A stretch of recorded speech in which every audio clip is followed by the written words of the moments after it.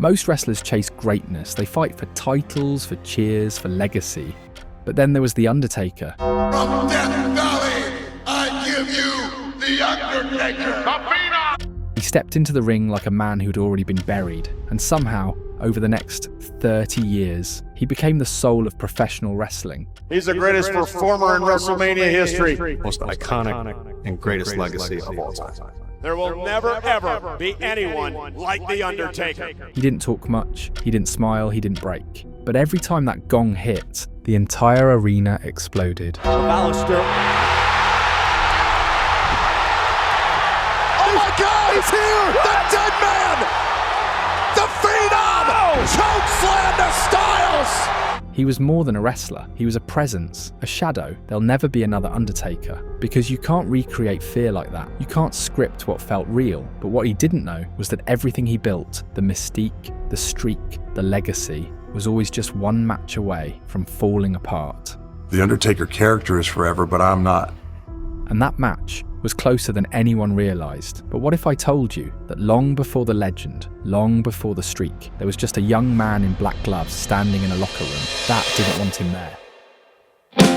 The Undertaker wasn't born in darkness. He was born in Texas. Mark Calaway was the youngest of 5, raised in a tough blue-collar family. No shortcuts, just football, backyard fights, and survival. He stood out for one reason: he was massive. By high school, he was already a star. Basketball took him to college, Angelina, then Texas Wesleyan. But it wasn't about trophies, it was about control, about finding something that made sense. And one day, he found it in a wrestling ring. But early wrestling wasn't glamorous. It was broken down rings, sketchy promoters, and long drives to nowhere. And his first trainer, Skip Town, took his money, left 2 dogs chained outside. So I showed up at his house that day, right? All his furniture, he'd moved on to another territory. He couldn't take his dogs. He had 2 beautiful Rottweilers, and I'm taking these dogs. I couldn't eat myself. I didn't have enough food, money to feed myself. I got the shit kicked out of me for 6 weeks. I'm getting something out of this. Most would have quit, but Mark didn't, because something in him had already cracked. So he kept going, through empty crowds, stiff matches, and years of silence. Eventually, WCW took a look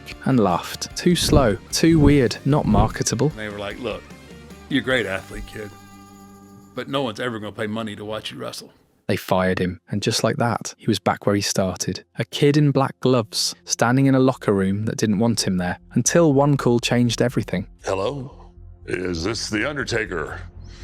And it took me a second to process, like, okay, I'm pretty sure that's Vince.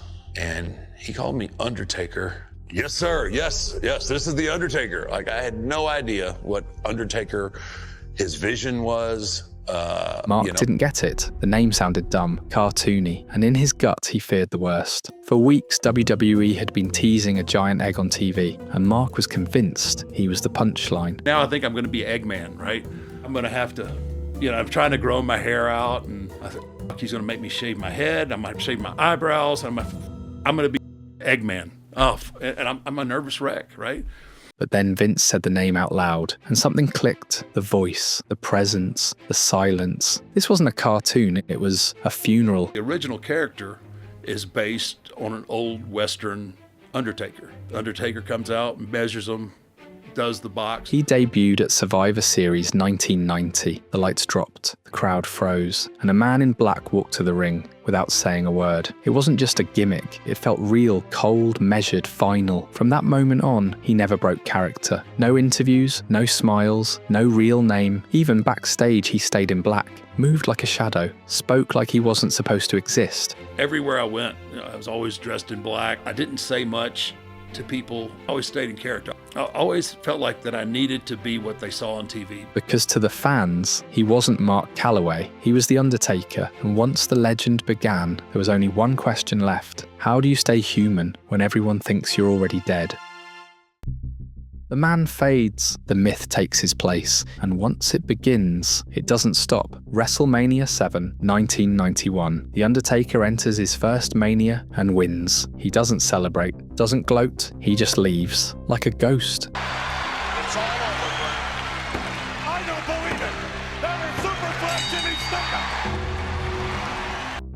Snuka. 6 months later, he does something nobody thought possible. He tombstones Hulk Hogan. 1, 2, 3. The dead man is now the world champion.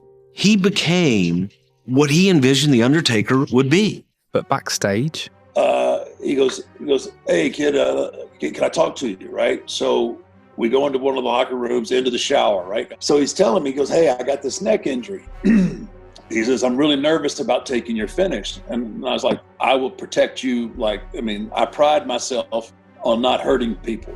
And I promise you, I will have you so tight that there's no way possible that you're going to hurt your neck.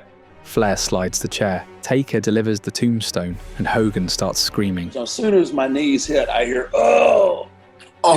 You got me, brother.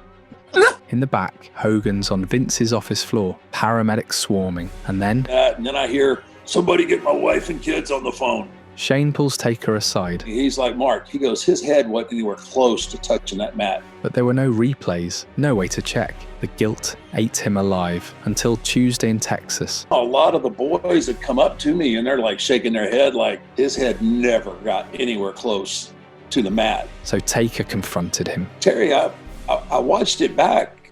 Your head never hit.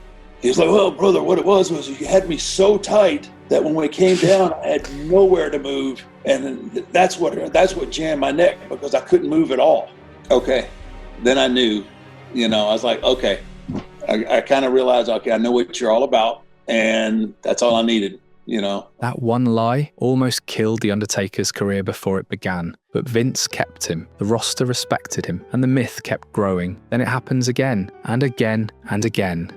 No matter where he walks on this earth, no matter what continent he haunts, the reaction is always the same for the Phenom, The Undertaker. Every year, a new opponent. Every year, he buries them. No words, no doubt, no mercy. By 1996, he steps in the ring with Diesel, a man almost his size. Almost. WrestleMania win number 5. People were measured by Undertaker. So he was the yardstick. And the myth keeps growing, but it's not just the streak, it's how he wins, how he moves, how he never blinks. Other wrestlers scream for attention, he just shows up and makes the arena go silent. By 1997, he's the world champion again, standing taller than ever until the lights go out and the fire starts. Bearer tells the world a secret. Kane is alive, Undertaker! He's breathing just like everybody in this room! Kane's alive! I swear! The man who once raised The Undertaker now revealed his greatest shame. A brother left to die in a fire, now back from the ashes. 7 feet tall, wearing a mask, moving like a monster. And behind him, Paul Bearer, the man who once raised The Undertaker, now hell-bent on destroying him. For months, Taker refuses to fight him, because even monsters have rules, even monsters have blood. But Kane lights a casket on fire, tries to bury him alive, and at WrestleMania 14, there's no more mercy. The match feels less like a fight and more like a funeral. 3 tombstones, and his brother still gets up, but in the end, Undertaker buries him anyway. WrestleMania win number 7. He walks away colder than ever, not because he won, but because there was nothing left to save. But if Kane didn't break him, someone else would try. Was born Mick Foley alone. Unprotected. On a leg. June 1998, King of the Ring, Hell in a Cell, Undertaker versus Mankind. One more time, their 4th war in 2 years. They'd fought in boiler rooms, buried alive matches, even set each other on fire. But this time, there was almost no build-up, just chaos waiting to happen. It never felt like a performance. It just felt like someone tapping into his inner self and bringing it out to the public. What followed was one of the most iconic moments in wrestling history. A fall no one forgot.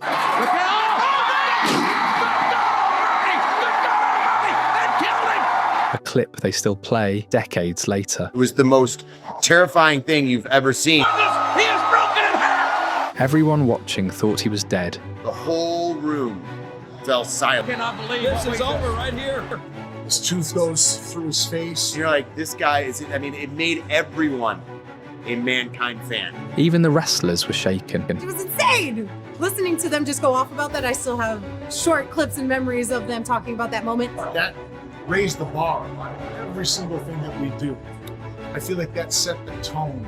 It was sort of the baseline for Hell in a Cell. Taker became more than a wrestler that night. He became a legend. Because legends don't die, they just watch other men fall. But even legends have limits. And The Undertaker? He started to push past all of them. Watching men fall wasn't enough anymore. Now, he wanted to own them, not their bodies, their souls. That's when the man disappeared completely, and something darker took his place. They tried to destroy me, wishing I would just go away. But what is it? What have they really done? And now, I've risen from my earthy grave, and now I will slay the ones I once saved. He forms the Ministry of Darkness, not a faction, a cult. He stops chasing titles and starts chasing souls. The Druids! The Druids are the Brood! The Ministry of Darkness destroyed these guys earlier tonight! What is happening? Undertaker characters has been very dark up until this point, but perhaps the most darker moment would come at the next Mania during that year. He kidnaps, sacrifices, and sets men on fire. No one is safe, not even the boss. You have been sacrificed before. The Lord of Darkness. And the Undertaker's symbol just exploded into flames and the Undertaker... Then he invades Vince McMahon's home. You know where I am. Maybe I could be that father figure she never had. Or maybe I could just torture her. He kidnaps Stephanie, ties her to his symbol, and prepares for an unholy wedding. By the power vested in me by the Lord of Darkness, I now pronounce you as the unholy union of darkness. You may now kiss your bride! Stephanie was fearing for her life, but then all of a sudden... For God's sake! Here it comes! Stone Cold! Austin saves her, but something has changed. The Undertaker had once played the dead man. Now he believes he is one. But then, WrestleMania 15, Hell in a Cell, Big Boss Man. After the match, he ties a noose, hooks it to the cage, and hangs him from the ceiling. Live. They hang the boss man. They act like he passed out. They go to a video feature, and they never say anything about it again. Or reaching for straws. Yeah. Trying to create something out of nothing. And Undertaker deserved better, and so did Ray Trader, quite frankly. It was one of the most controversial moments in WWE history. Too dark, too real, even for them. And if it had gone wrong, the myth would have died right there. This wasn't just a gimmick anymore. It was becoming the only thing left. The dead man was cemented. But even the most feared man in wrestling was still a man. By mid-1999, The Undertaker was hurt. A torn groin, a hip that kept giving out. Years of punishment finally caught up. And just like that, he disappears. No farewell, no funeral, no final match, just silence. The streak freezes at 8-0. WrestleMania 2000 goes on without him, the first he ever misses. And for the first time in a decade, people ask, was that it? Backstage? Even the locker room didn't know. Then came Judgment Day. May 21st, 2000. The Rock vs. Triple H Iron Man match for the WWF Championship. Shawn Michaels as the special guest referee. 60 minutes, 9 falls, no disqualifications. The clock hits 5800. The Rock is crawling. DX surrounds the ring. And just when all hope is lost, the lights flicker, the bell tolls, and a motorcycle rips through the arena. Long black coat, bandana, leather gloves. The Undertaker is back. And he's not walking. He's riding. He storms the ring. Takes out DX. Chokeslams Triple H. The match ends in disqualification, which hands the win to Triple H. But no one cares, because the dead man has returned. And he's something new. Not a ghost. Not a ghoul. A man. A biker. A badass. He chewed tobacco, talked trash, and for the first time in a decade, he showed the world his real voice. But a man who's been dead for so long, can he really come back to life? Over the next year, he teamed with Kane again, beat down the McMahons, chased titles, got betrayed, and faced off with everyone from Kurt Angle to a masked Kane to a cheating Chris Benoit. But one night would prove he wasn't just back, he was dangerous. WrestleMania 17, Houston, Texas, a sold-out crowd, the biggest WrestleMania of all time, and The Undertaker faces Triple H. It's violent, it's messy. They fight into the crowd, onto scaffolding. Triple H hits him with a sledgehammer, but Undertaker keeps rising again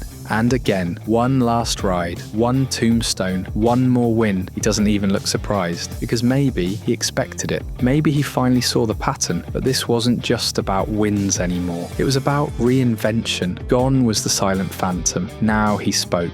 And when he spoke, you listened. I'm the big dog that runs that yard. You will become the first casualty of Deadman Incorporated. Life makes no exceptions.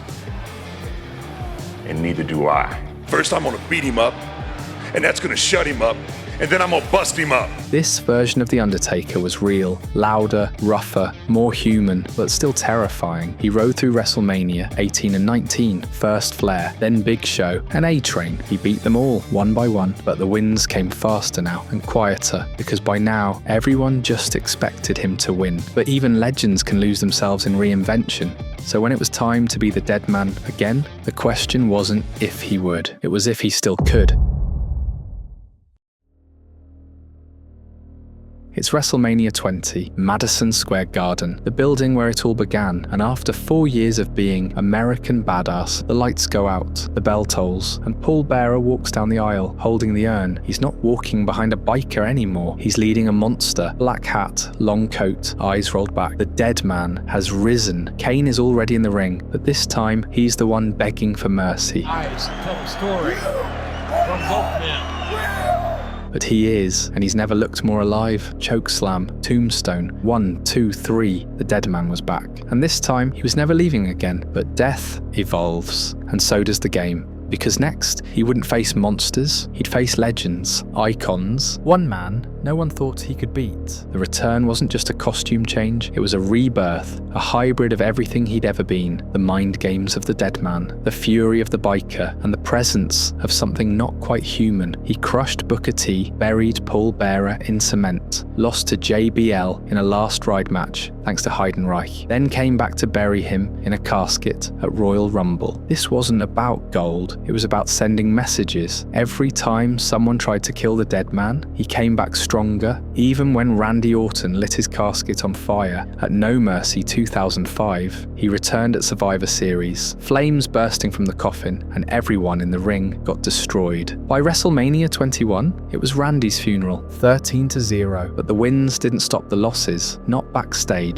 He missed his chance at the world title. The Muhammad Hassan storyline, which had been building heat with Undertaker, leading into a #1 contender feud, was abruptly dropped after real-world backlash to a controversial segment aired days before the London bombings. With Hassan written off TV, the storyline collapsed overnight, and Undertaker was left holding the chaos with no payoff and no title shot. Still, he pushed on. Feuds with Orton, Carly, Mr. Kennedy, and finally Royal Rumble 2007. Number 30, one last man to throw over, Shawn Michaels. He wins, the first man to win it from the last spot. And that gives us WrestleMania 23, Taker versus Batista, a match that should have been chaos. Instead, it's a war. Taker wins the world title 15-0, but it never lasts. Edge cashes in Money in the Bank, takes the title. Taker's gone again, biceps torn. But when he returns, it's personal. Hell in a Cell versus Edge. The ring explodes beneath him. Taker choke slams Edge straight to hell, and he walks out alone, but never at peace, because the past always returns. WrestleMania 25, a dream match years in the making, built on legacy, envy, and something spiritual. Heaven versus hell, light versus darkness. Shawn Michaels wanted the streak,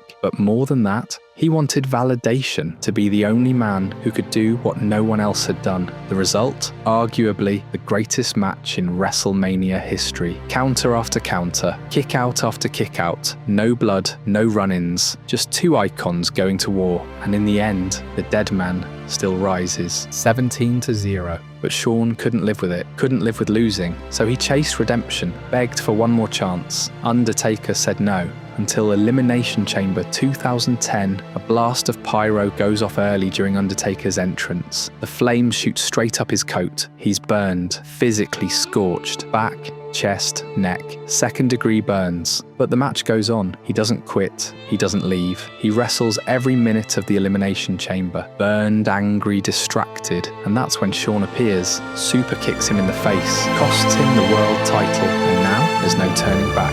Streak versus career. WrestleMania 26. The rematch, the revenge, the reckoning. This time, it's not about who wins, it's about who survives. And in the end, Shawn Michaels doesn't. Choke slam, tombstone, 1, 2, 3. The showstopper is gone, the streak lives, but the cost is everything. After WrestleMania 26, he fades. A brief return. A brutal match with Rey Mysterio. Broken orbital bone, broken nose, blood pours. The mask hides the damage. They write him off. Vegetative state. A final feud with Kane. Buried alive at bragging rights. Gone again. But this time, it's different. It's not the silence that matters. It's what's waiting on the other side of it. He's not just injured. He's watching, waiting for something that might be his last war, because the body is failing, and the myth is starting to crack. Then February, the signs start appearing. A shack, a storm, a ghost in the desert wind. It doesn't explain anything. It doesn't have to, just a number. 2/21/11th. He returns. Same coat, same hat, no words. Until another ghost appears. Triple H, he walks out, stares up, points at the sign. No microphone, no promos, just war. WrestleMania 27. They don't hype it like a match. They present it like a spectacle, like a funeral waiting to happen. Two legends, one ring, no rules, no holds barred. The match goes long, brutal, unrelenting. Triple H throws everything, chairs, steps, the sledgehammer, and still Undertaker wins. But he doesn't walk away. He survives WrestleMania 27, but leaves like a man who lost something. 9 months pass, then the gong hits again. January 2012, he returns to confront Triple H, but this time, HHH refuses, says no, not out of fear, out of respect, because he saw what it took, but The Undertaker pushes him, twists the knife. You know, Hunter, I think I just figured it out. You know that you can't do what your buddy Shawn Michaels couldn't do, because you know Shawn was always better than you. That one line flips the switch. Hell in a Cell, end of an era. And to make it even more cruel, Shawn Michaels is named the referee. 3 men, 2 decades, 1 final bloodletting. WrestleMania 28. The build is solemn, the tension unbearable. Is this the one? The year the streak dies? Triple H is fueled by legacy. Shawn's ghost looms large in the cell. An Undertaker, he's not the same. He enters with a mohawk, looks older, sharper, meaner. The match is war, sledgehammer versus chair, emotion versus legacy. It starts outside the ring. Taker dominates early. Back inside, it shifts. Triple H counters Hell's Gate, slams him with the steps. He beats him with a chair. Over and over again, Shawn begs him to stop. Undertaker won't quit. Sweet chin music. Pedigree. The streak is almost over. Undertaker does what looked impossible. The dead man kicks out of 2 of the greatest finishers of all time. The cell feels smaller, time feels slower, then Taker rises. Chair choke slam, tombstone, Triple H survives. 1 more pedigree, still not enough. Undertaker takes back control, another tombstone. 1, 2, 3, 20-0. Not just victory, a milestone, a monument. And in the end, they walk out together. The end of an era, their time has come. The war is over, or so it seems.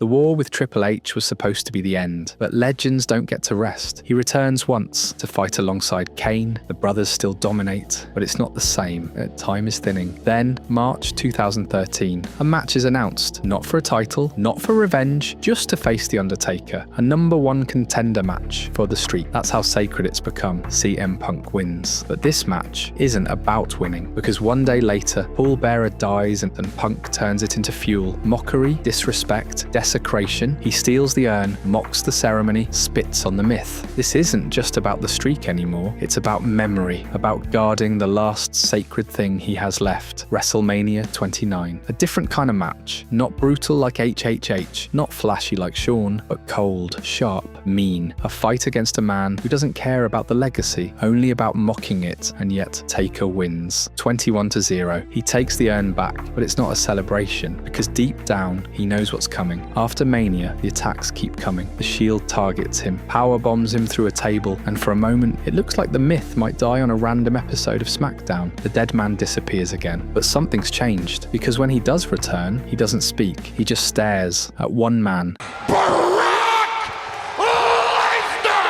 The Beast, the Conqueror, the final walls standing in front of immortality. But surely, this is just another year. Another number, another notch on the tombstone. The legend won't die, right? WrestleMania 30, April 6th, 2014. The Superdome is packed. Another year, another legend to bury. The streak is still alive. And we all know how this ends. Brock Lesnar may be the Beast, but this is WrestleMania. This is The Undertaker's yard. He makes his entrance. Slow, methodical, familiar. Just a dead man. Like always, the bell rings. Another soul to claim, then a slam. His head hits the floor outside. Nobody notices, not yet, because he always gets up, and he does. Snake Eyes, big boot, choke slam. Hell's Gate, it's still him. Even when the F5 lands, he kicks out again and again. The streak holds, Tombstone at 2 counts. He's winded, but so is Brock. He's old, but he's still the phenom. They trade everything they have. Last ride, Kimura lock, Hell's Gate, then F5, number 3. Lesnar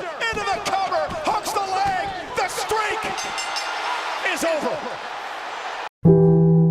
Wait, what? The streak is over. No music, no celebration, just the number on the screen. 21-1. It wasn't supposed to happen. Not here, not now, but it did. Because even legends run out of time. He sits up, but not like before. There's no rage, no rise, just a man. He doesn't speak, he doesn't pose, he just disappears. And in his place, an empty space where belief used to live. But the real question isn't what ended, it's what broke. And now, if the myth of the streak is over, what's left of the dead man?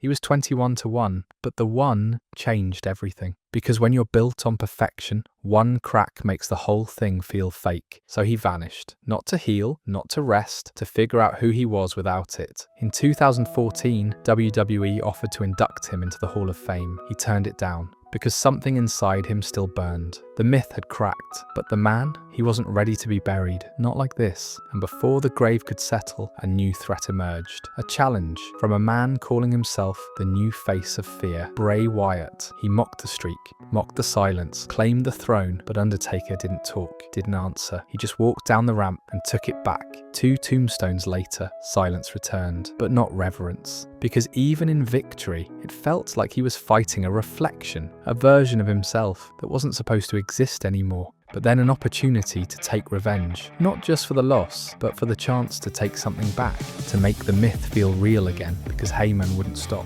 My client, Brock Lesnar, conquered the streak! So Undertaker returned, not to restore the myth, but to settle the score, to claw back control of a story slipping through his fingers. SummerSlam was chaos. The bell rang early, nobody knew why, and in that confusion, The Undertaker resorted to something unthinkable. He cheated. A low blow, Hell's Gate. Brock passed out. It wasn't dominance, it was desperation. A glimpse of what he'd become, a myth. Willing to do anything to survive. The aura was cracking, and at Hell in a Cell, Lesnar shattered it. Low blow, F5, 1, 2, 3, it was over, but then something strange happened. The crowd stood and clapped, not for the win, not for the myth, for the man, and just like that, the screen glitched. The Wyatt family appeared, not to fight, not to challenge, but to collect. Because even monsters have prey. And this version of Undertaker, he was vulnerable, he was fading. So they dragged him away, to take what was left, dragged into darkness. His legacy kidnapped. But Bray made one mistake. He took Kane too. And when the brothers returned, it wasn't about gold. It wasn't about mystique. It was about taking their souls back. One last time, for the 25th anniversary of the dead man, the Brothers of Destruction buried the family that stole their power. And for one night only, the past looked like it could survive the future. But survival has rules, and Vince rewrote them. WrestleMania 32, Hell in a Cell against Shane McMahon. The prize, control of Raw. The cost, Taker's own legacy. If he lost, it would be his final Mania. No blood feud, no personal war, just a corporate contract match. That didn't belong, and yet he still walked through hell. Shane jumped from the cage, crushed through a table. Taker moved just in time and pinned the boss's son. But no one won. Not really, because even in victory, he looked like he didn't know why he was still doing this. Then came the final blow. Roman Reigns, young, hungry, the next face of the company. Taker tried. He fought, but the body couldn't keep up. 5 spears later, it was over, but this time it felt different. He didn't disappear. He took off his gloves, his coat, his hat, and left them in the center of the ring. Like a soldier laying down his armor, like a man finally saying goodbye. But this wasn't the same man who ended Shawn Michaels' career, who stared down Triple H inside Hell in a Cell, who rose from caskets and storms. This was someone older, slower, heavier, and yet more human than ever. He slowly walked away. No promo, no wave, just one last glance. It felt real, earned. That should have been the end. But the need to choose his own ending refuses to let go. He returned again. again. First to squash Cena in 3 minutes, then to bury Rusev in a casket. They were wins, but not victories, because every return felt more like a loop, like a ghost, stuck haunting its own legacy.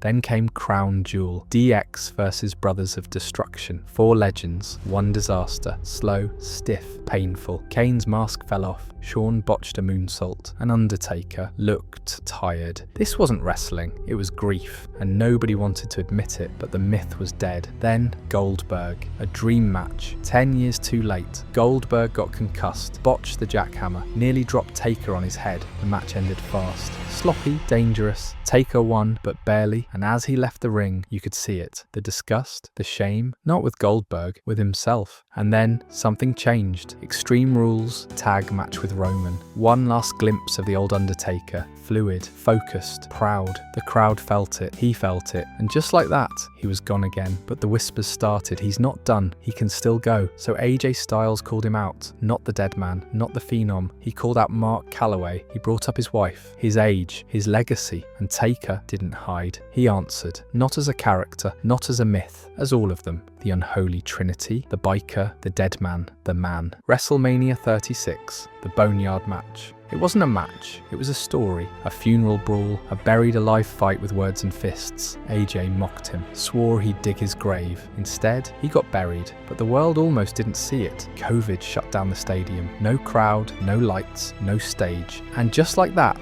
his final match, the closure he'd waited a lifetime for, almost vanished. But they found another way, a graveyard, a camera crew, a final performance. Undertaker versus AJ Styles became something more, a cinematic war between eras, and from the wreckage of everything he used to be, he built one last identity, the unholy trinity, Deadman, Biker, Mark Calloway. One last time, he stood tall, then got on his bike and rode into the darkness like he'd done it 1,000 times before, but this time he didn't turn around. He had nothing left to prove, nothing left to fight, just peace, and for the first time in 30 years, that was enough.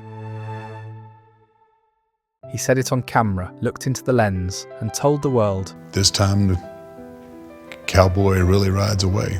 No swerve, no mind games, finally at peace. In 2014, he wasn't ready for Hall of Fame, but now he stood tall in black, smiling, not as the dead man, but as Mark. Michelle beside him, Vince choked up, the crowd never stopped chanting, and then he said goodbye on his terms. One final pose, one final gong. He never needed 20-minute promos, never needed belts, never broke character, and still became beloved because his presence said it all. The hat, the gong, the slow walk to the ring. It wasn't wrestling, it was myth, and even now, kids still wear the gloves. Fans still chant his name because silence leaves the loudest echo.